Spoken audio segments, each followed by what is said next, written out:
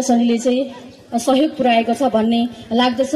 धनकुटा जिल्ला वास्तवमै एउटा चाहिँ भौगोलिक हिसाबले र यहाँको हावापानी हिसाबले पर्यटक हिसाबले चाहिँ एकदमै महत्त्वपूर्ण छ, सुन्दर छ। धनकुटाको 7वटा पालिका उत्तिकै सांस्कृतिक हिसाबमा पनि उत्कृष्ट छन्, प्राकृतिक हिसाबले पनि उत्तिकै सुन्दर छ र गन्तव्यहरू छन् जस्तै चौबिसेको राजारानी, विभिन्न त्यहाँ जैतुन पार्कहरू छ, साँगुरीगढी, त्यस्तै चाहिँ एउटा भव्य हिसाबले चाहिँ त्यहाँनिर स्काई वाकहरू बनेको छ, पाथिभरा मन्दिर लगायतका क्षेत्र, नमस्ते झरनाहरू। अनि धनकुटामा आइसकेपछि यो मूलघाट, तमर, विश्रान्ति मन्दिर, निशान मन्दिर लगायत अनि हिले तोङबाजोक हुँदै शहीद भूमिमा पनि एउटा धनकुटा जिल्लाकै प्रख्यात देवी जालपादेवी मन्दिर र लगायत त्यस्ता ठाउँहरू छन्। यस्तै छतर जोरपाटीमा जुन पटके डाँडा लगायत अन्य यो कृषिका क्षेत्रले पनि सांस्कृतिक र सामरिक महत्त्व बोकेको हिसाबले पनि र पर्यटकीय गन्तव्यको हिसाबले पनि सबै कुराले चाहिँ एकदमै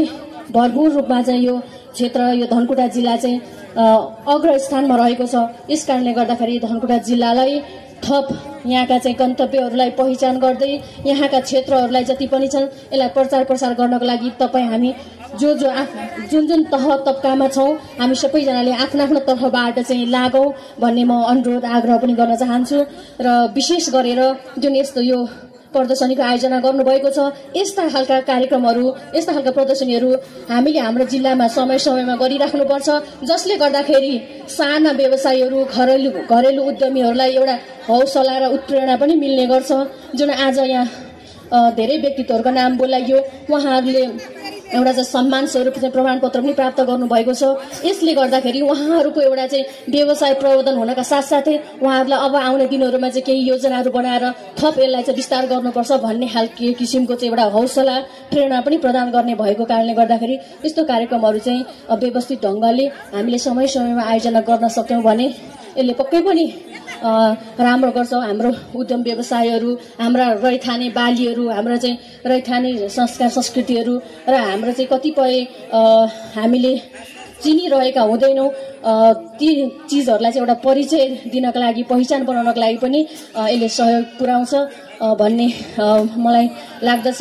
जुन यो आयोजना गर्नुभयो, यो उद्घाटन सत्रमा चाहिँ म आउन पाएको थिइनँ र आज जुन यो समापन समारोहमा यहाँहरू समक्ष म यहाँ आउन मैले पाएँ र यो बीचमा भएका गतिविधिहरूको बारेमा पनि विजय सन्तोषी राईज्यूले धेरै कुराहरू बताउनु भयो। उहाँका प्रतिवेदन मार्फत पनि मलाई लाग्छ कि यो प्रदर्शनी, यो महोत्सव फलदायी भएको छ भन्ने मलाई लाग्यो त्यो प्रतिवेदन मार्फत। र धेरै व्यक्तित्वहरूको कुरा मैले